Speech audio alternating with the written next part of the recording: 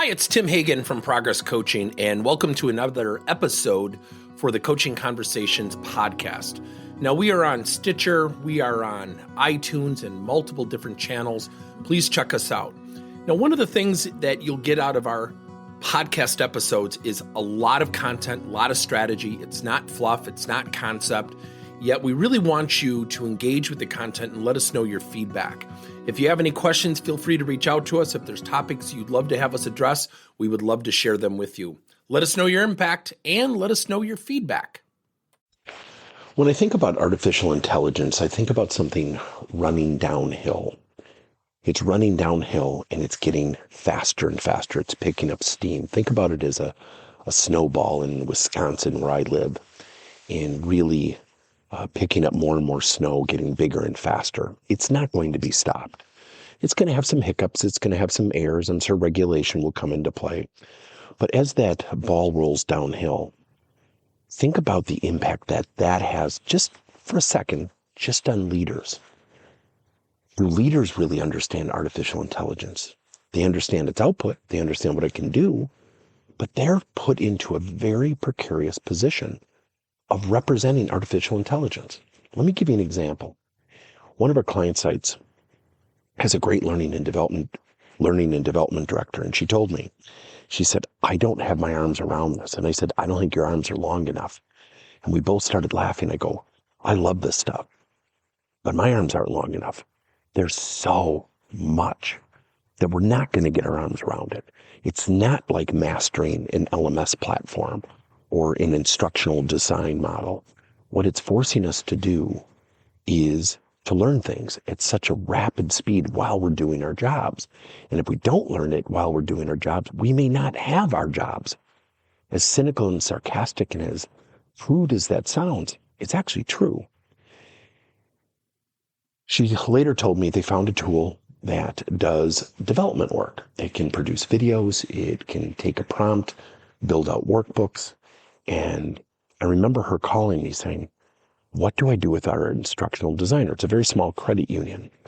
And I said, it's tough. I said, can you reallocate? Because I think what's going to happen, and I want everyone to really hear this. First of all, I love artificial intelligence for what it's done for our business. I build faster, I build better, I build more accurately with the tools. I now have a tool called coachappliedbuilder.ai that can build out coaching plans in a matter of seconds that absolutely 1000% coincides with the model that we teach in our courses. That's a huge plus for the value for our clients. So with that being said, what it's prompting people to do is to learn really, really fast. And if we don't learn, we're going to fastly get behind.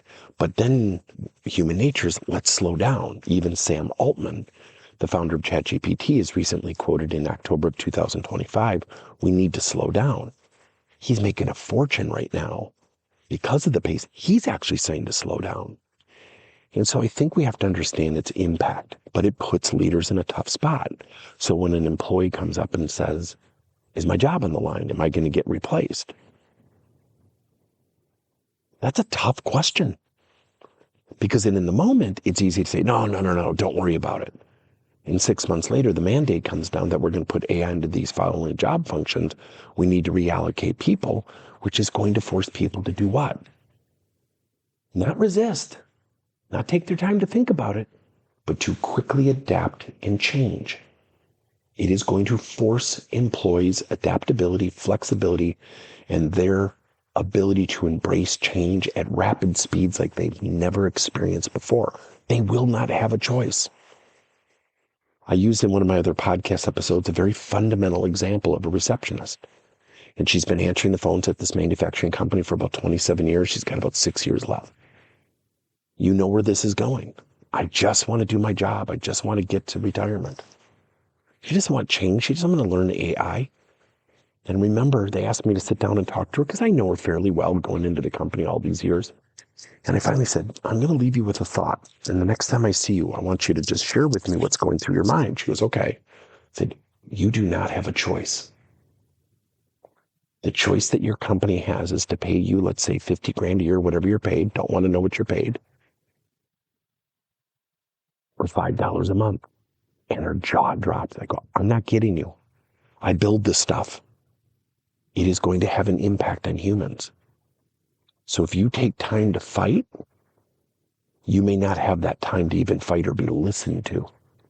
That's how fast this is going. Now, while that creates fear and trepidation and anxiety, ask yourself, what do you do really well? Where else could that be allocated in the company? What are you willing to do to get to that retirement comfortably? Next time I see her, she comes up and she says, I have not stopped thinking about our conversation. And I said, where are you at? And she said, I've been reading. I went out and my grandson, who's a teenager, was showing me some things that I was blown away. I said, it's daunting. When you first experience it, like, what is this thing? And this thing is inside companies all over the place. I'll give you another example. I saw a tool in the medical field that actually can have somebody, without leaving their house, put their face up in front of a webcam, lay still, take a picture. The picture immediately looks at the skin for a dermatologist application, diagnoses your skin ailment, and can send a prescription to your local pharmacy in a matter of 5 to 10 seconds. Now, what's going to happen with that? What if it's diagnosed wrong? Would you go back to AI? Probably not. You'd go see your doctor, right? So what's happening is AI is going to force all these interactions. They are going to have what I call emotional impacts. They're going to have an impact on people. I'll give you another example. I was in a meeting in the Midwest at one of our credit unions, and they were talking and showing all these spreadsheets they wanted people to use. And I had just gone off a young lady's channel who showed how to use AI and automation with Microsoft Excel. I'm not an Excel person, so I know a little bit about H lookups, V lookups, pivot tables. She was literally showing the automation and how to use AI. It was blowing me away. So ironically, I get into this meeting. There's about 30 people in the meeting. And all of a sudden, somebody asked the question at the end of the meeting, well, how long will this take us to fill out all these spreadsheets, do you think? And the woman running the meeting goes, well, probably about 3 hours a week each. I'm looking around the room and I'm like, man, that's 90 hours. Holy cow, that's 360 to 400 hours a month. That I quickly ascertained I think would take about 5 minutes per person. Now, they're dealing with people's money, right? So do you want to throw AI at it and be wrong? Probably can't. But it wasn't really dealing with their customer or their member's money. And I was watching this, and the woman I report to said, what was going on with you? And I said, what do you mean? She said, you had this weird expression. So I confided in her and I told her. She was, are you serious? I said, oh yeah, that's all manual. That's done in a matter of seconds. I'm not saying you should do that, because what he's talking about, or the people in the group we're talking about, is very, very serious. AI is here. It is going to force adaptability. It is going to force employees to do things quicker and faster without emotional pushback. But it's also going to put leaders in very awkward, precarious conversational situations. What are your thoughts? Thank you for listening to another episode of Coaching Conversations by Tim Hagen and Progress Coaching. Now, our company is always coming out with new and innovative solutions to help leaders coach their employees. And recently, we just created a new service called Coach to You, where leaders can pick and choose topics and assign 7 to 21-day programs for employees to learn, and more importantly, apply actions and then reflect and share what they're going to do going forward as a result of the learning.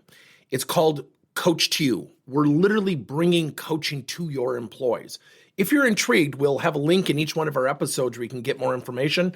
And again, thank you so much for listening to another episode.